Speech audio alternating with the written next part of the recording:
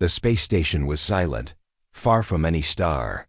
Deep in the black corners of space, Jace Carter worked alone in Sector 9, a cold, forgotten part of the ship no one liked.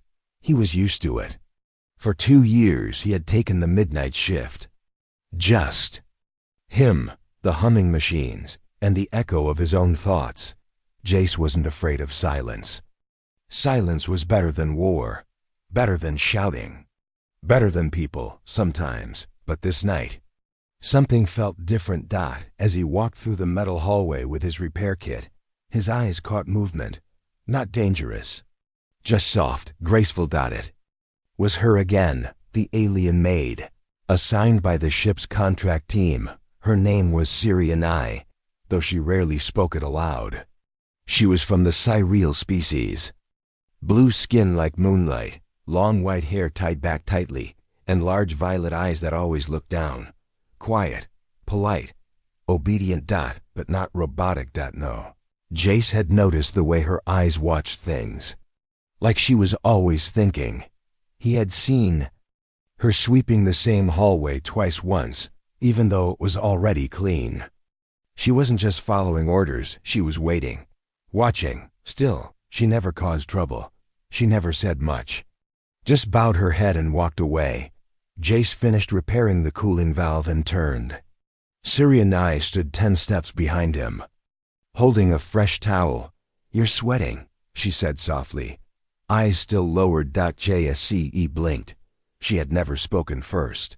"Thanks," he replied, confused but calm. He took the towel. "Didn't expect anyone here. I work the night."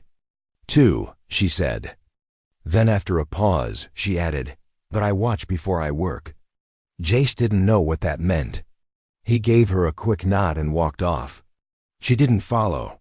That night, Jace returned to his small crew cabin. Simple. 1 bed, 1 locker, 1 monitor, nothing fancy. He took off his boots, lay down, and stared at the ceiling. He was tired. Alone. And still thinking about the Maid. When he opened his eyes, he wasn't alone anymore. His body froze. His breathing stopped. He didn't move. A muscle. Someone was beside him. A shape. A soft, curved shape under his blanket. A hand gently resting on his arm. Warm breath against his shoulder. Slowly, he turned his head. It was Syrianai, eyes closed. Breathing slow. Asleep. In his bed. How? Why? His heart pounded, not with fear but confusion, and something else. Something strange. Something almost protective. He didn't move. He didn't speak. He just looked at her. She looked peaceful, not scared. Not robotic, not silent. She looked safe. But why here? Why now? He raised his hand slowly to touch her shoulder to wake her. But before he could, she whispered with eyes still closed, "Please, don't send me back." Jace's breath caught in his throat. Back? Where? What was she hiding from? The next morning, she was gone. No trace, no word. His blanket was neatly folded at the foot of the bed. Jace didn't report it. He didn't tell anyone. All day, he searched for her across the ship. She was back to cleaning, back to silence. But now she didn't look at him. Not once, and that made him even more curious. Why did she come into his bed? Why did she say, "Don't send me back"? And what was she so afraid of? In the middle of deep space? He had no answers yet, but Jace knew one thing for sure. This wasn't just about a maid anymore. Something else was going on. And he was already in the middle of it. Jace couldn't sleep, even though she was gone from his bed. The feeling stayed. Not her touch, not her scent, her fear. That soft whisper, "Please don't send me back," echoed louder than any siren he had ever heard. He couldn't get it out of his head. Who was she afraid of? What was she hiding? Jace wasn't a spy or soldier. He was just a maintenance tech. But now, he felt like someone had handed him a secret he wasn't supposed to hear, and it was wrapped in an alien girl's silence. The next night, Jace left a cup of hot tea outside his cabin door, just in case. No one touched it. But 3 hours later, he noticed the cup was gone. Not spilled. Not broken. Gone. He checked the cameras. Nothing. She had erased the footage. So she had training. Or help. That changed everything. The next day, he planted a microscanner under her cleaning cart. It was illegal. But he had to know. The scanner picked up unusual signals. Her body temperature rose by 4 degrees Celsius every time she passed near him. Her heart rate sped up too, but it wasn't fear. It wasn't anger. It looked like nerves, flushed skin. Quick breath. Was she feeling something? No, that couldn't be it. Then something stranger happened. That evening, Jace returned to his cabin early. He opened his locker, and a small white slip of paper fluttered to the ground. A message, handwritten. I shouldn't have done that. But I felt safe beside you. Please don't report me. They'll reprogram me. And I'm not broken. I'm just waking up. Jace held the paper in his hand, frozen. Reprogram? So she was implanted, controlled, but she was fighting it. Or worse, she was never meant to think for herself at all. He had to know the truth. Jace went to the tech hub. Late night, no cameras. He hacked into the Maid database. It wasn't easy, but he was a trained tech. He found her file. Syriani. Serial species, contract level, low, duties, sanitation, cleaning, laundry. Clearance, redacted. Orders, stay close. To subject 1459H, monitor his routines. Await further instruction. Subject 1459H was him, Jace. His mouth went dry. She wasn't just cleaning. She was spying, but for who? And why? The next day, he watched her more carefully. She didn't know he had read her orders, or maybe she wanted him to know. That night, he left another note under his pillow. Why me? The next morning, a new note waited in the same spot. Because you're not like the others. You talk to me with your eyes, not orders. And I think you were never supposed to see me as a thing. That line hit him deep. He had never seen her as just a maid.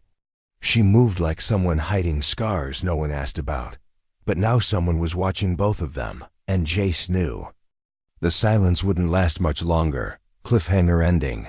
Late that night, his door chimed once. A message flashed on his monitor screen. Warning. External transmission detected from your cabin at 3:41 ship time. Report immediately. Jace stared at it. He hadn't sent anything. But someone using his ID had.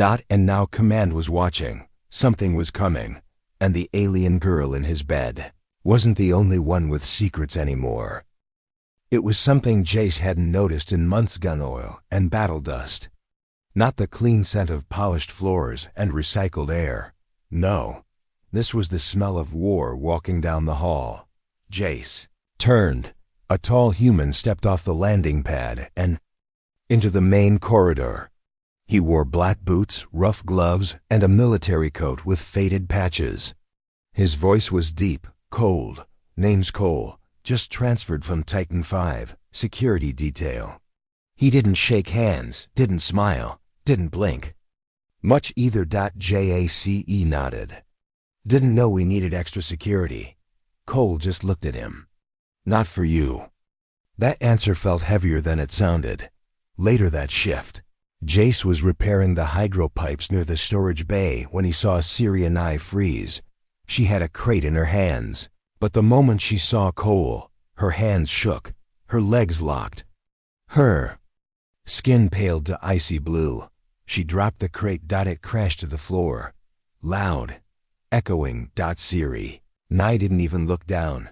She looked terrified. Cole walked past her without a word. But Jace saw it. The slight smirk on Cole's face. Like he remembered her. Like he owned that fear. Jace confronted her. That evening in the mess hall. She was wiping a table no one had used. Do you know him? He asked quietly. She didn't answer. Syriani. She looked up finally. Her voice was so soft it barely reached him. He was. Part of the last ship I served on. What happened? She looked around, then whispered, "He used me, for more than cleaning." Jace's hands clenched. "Did you report him?" Her head lowered. "I'm not allowed to report humans." That sentence broke something inside Jace. That night, Jace found Cole in the gym alone, punching a training bag with a sick rhythm. "You hurt her." Cole didn't stop punching. "What Maid?" "You know who." Finally Cole turned. "Look, she's not even fully organic. They're built to serve. That model's lucky I didn't sell her parts." Jace stepped forward. "She's not a model. She's a person." Cole smirked. "You've been sleeping with her, Carter." Jace didn't answer. Didn't need to. His silence was loud enough. Cole laughed once. "Watch yourself. Playing hero gets you deleted out here." Later that night, Jace found Siri and I waiting near his door. She didn't go inside. She stood still, hands behind her back, looking smaller than usual. "I shouldn't have come back that night," she said quietly. "But I needed to feel. Not like a thing." "You're not a thing," Jace said, voice tight. "Then why do some humans treat me like I am?" He had no answer, only a promise. "That ends now." She looked up at him and whispered, "He's here to reset me." Jace frowned. "What do you mean?" She held out a small black disk, a reset module. If activated, it would wipe her memories, emotions, and growing independence. He brought it. "I found it in my cleaning cart." Jace stared at the disk in her hands. Cole wasn't just here to intimidate. He was here to erase her. And now, Jace had a decision to make. Cliffhanger ending. That night, Jace returned to his room and found his door open. Inside, Cole was sitting on the edge of his bed, holding the reset disk. "Let's make a deal," he said, tossing it to Jace. "Turn her in. Walk away. Stay alive." Jace caught it. Didn't speak, but in his mind, one thing was clear. He wasn't letting anyone take her again. Asterisk. She was never supposed to feel anything. Not joy. Not fear. Definitely not love. Siri and I had been designed to obey. Born in a sterile lab on 09. Trained like a machine, and sold as if her voice didn't matter. Her kind were used across human stations, cleaners, servers, quiet background things. But then came one mistake. She paused once too long while sweeping. She stared too long at a human's eyes, and suddenly, she was feeling things. That was the beginning of her glitch, or so her handlers called it. But to Siri and I, it wasn't a glitch. It was the start of becoming real. Now, standing beside Jace in the engine bay, she held the truth in her hand.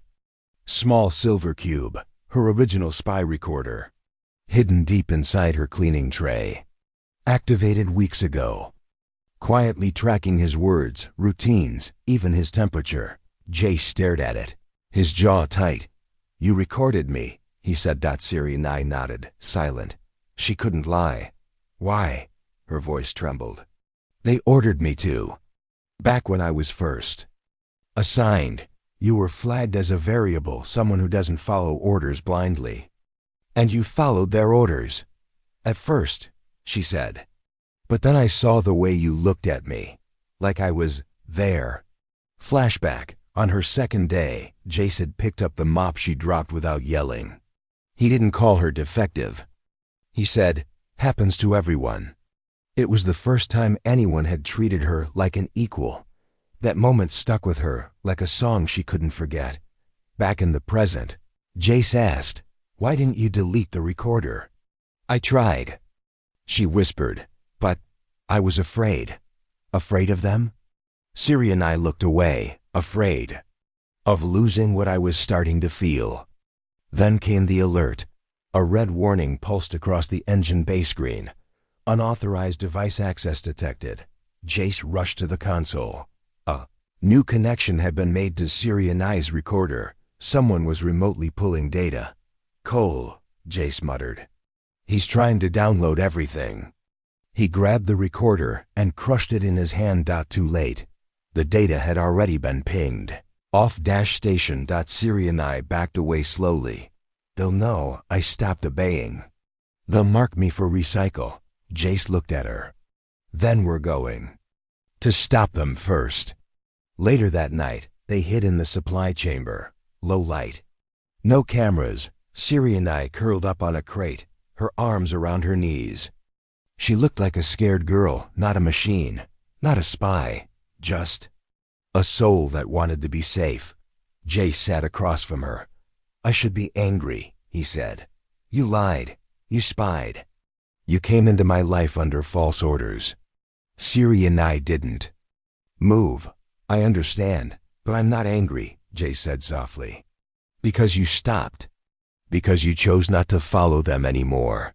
She looked up, eyes glossy. I didn't stop because of logic, she said. I stopped because of you. Cliffhanger ending. Suddenly, the station lights flickered. Power drop. A low alarm started buzzing. Jace stood. Siri and I whispered, They're here. Jace grabbed the small plasma tool from the wall. Then let's show them you're more than what they made you. The lights didn't flicker. They screamed. Emergency red strobes flashed through the station like a heartbeat in panic. The floor rumbled under Jace's boots. Not a power failure. Something worse. He turned to Siriane. She was frozen, eyes wide, skin pale. They've come, she whispered, to take me back. 5 minutes earlier, everything was quiet. Jace had just uploaded a dummy code to jam the station's tracking system. He wanted to buy time to plan, time to figure out who was after Siri and I. Then it happened. A signal, hidden, fast. A betrayal. A message was sent from inside the station. A clean digital burst. Untraceable, unless you were watching. Jace was watching. He tracked the signal to one location. Crew quarters 7, and the sender wasn't Siri and I. Jace kicked the door open. Inside he found Mira, another station worker. A quiet communications officer, human, always polite, too polite. She turned, caught mid-transmission. I knew something was off, Jace growled. Who are you working for? Mira didn't blink. Do you even know who she really is? I know enough, he said. Then you know she's illegal, unregistered. She wasn't even supposed to make it off the factory floor. You're protecting a defect. Jace stepped closer. You don't get to decide what's human. Back in the storage room, Suri and I stared at her own hands. I was born to be thrown away, she said. That's what they told me. Jace returned, breath heavy. Then they're going to be disappointed. He tossed her a cloak. We're not waiting for them. We're running. But Siri and I didn't move. If we run, they'll hunt you too. Jace shrugged. Then let them. She stared at him. No one had ever said that before. Not once in her life. Suddenly, boom. The outer doors detonated. Boarding party. Jace pulled Siri and I behind him. The hall filled with smoke and boots. But something was wrong. They weren't soldiers. They were bounty hunters. 3 of them, armed, fast, target identified, the lead said. Surreal female, marked for disposal. One raised a tranquilizer rifle. Jace grabbed a metal rod and swung it hard, knocking it off target. The blast hit the wall. Siri and I ran. Jace followed, hand bleeding. They ducked into the vent system. Hot, tight, loud. Siri and I crawled ahead, whispering, You shouldn't have stayed for me. Jace smiled despite the pain. You shouldn't have gotten into my bed, remember? She paused. Looked back. For a moment she smiled too, even here, even now. She still had that spark. Cliffhanger ending. They reached the command core. Locked the door behind them. Siri and I turned on the emergency override. Jace typed in the ship's beacon control sending a distress call. But before he could finish, the screen turned black. One line appeared. We see you. Siri and I whispered, They're not just coming for me anymore. Asterisk space is supposed to be cold. But that night, inside the walls of the station, there was fire. Not flames, not heat, but rage. Jace felt it in his chest. Burning, dangerous. They came to erase her. They came to erase everything she had become, and now they'd have to go through him. The bounty hunters breached the command center. JAC. He stood at the panel, hands raised, trying to buy time. Suri and I hid behind a wall panel, breathing slow, eyes shut tight. One of the bounty hunters, a woman with scars across her cheek, aimed her rifle at him. "You're not part of the job. Carter, move." "No. You'll die for her?" He didn't blink. "No," the woman smirked. Then he added, "I'll live for her." "That's worse for you." The hunters advanced. Jace hit the manual pressure release. The vent behind them blew open, sucking two of the hunters off balance. Suri and I jumped out of hiding with a wrench in hand. She struck hard. One hunter fell. The other caught her arm and shoved her back. Jace dove between them, tackling him to the floor. Suri and I pulled Jace up and whispered, "We can't win this, not with fists." Jace coughed blood but smiled. "Then let's use what we have." They ran through narrow passages, past flickering lights. The station's life support systems were glitching, fire alarms triggered without flames, oxygen thinning. A technical sabotage, Cole's work maybe. Or someone worse. Jace led her to Cryo Bay 3, an old storage area.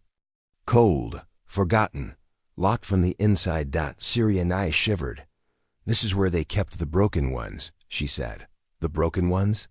"The models who cried, who said no, who asked for freedom." Jace looked around. Empty capsules. Frost on the walls.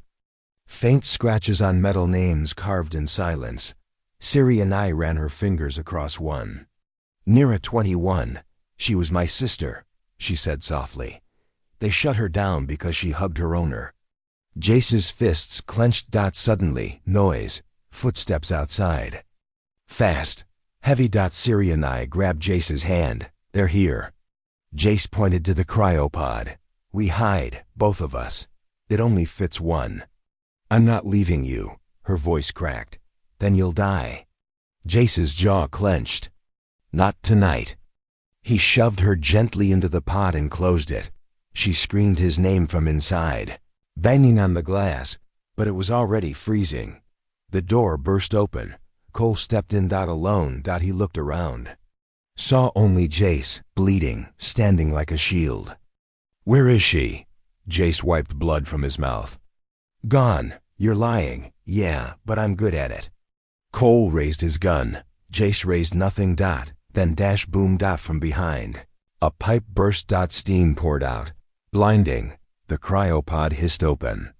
Suri and I stepped out, awake, shaking, angry. She grabbed a plasma torch from the wall and held it steady. Her voice was like ice. "Touch him, and I melt your face off." Cliffhanger ending. Cole stared at her. Then at Jace. Then he smiled. "You've changed." He backed away into the mist. "Next time," he said, "you won't be alone. But neither will we." He disappeared, and for now. The station fell silent again, but they knew it wasn't over. Not yet. The battle was over, but peace didn't come. Not right away. The alarms stopped, the smoke faded. But inside Jace's heart, something was still spinning. He stood at the edge of the observation deck, watching the stars drift by like ghosts. Behind him, the station's wounds were still fresh scorch marks, dented walls, empty hallways, and somewhere in those halls, she was waiting. Not hiding. Not scared, just waiting, like she had the very first night when he fell asleep alone. And woke up with her beside him.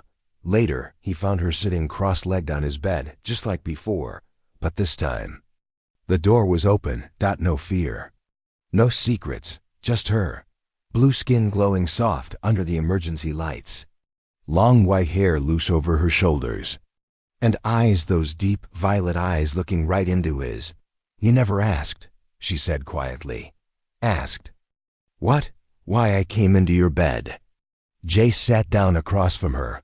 "I figured you'd tell me when you were ready." She looked down at her hands, fidgeting. "I didn't do it because I was broken. or lost, or even afraid. He waited. I did it because for the first time, I felt safe.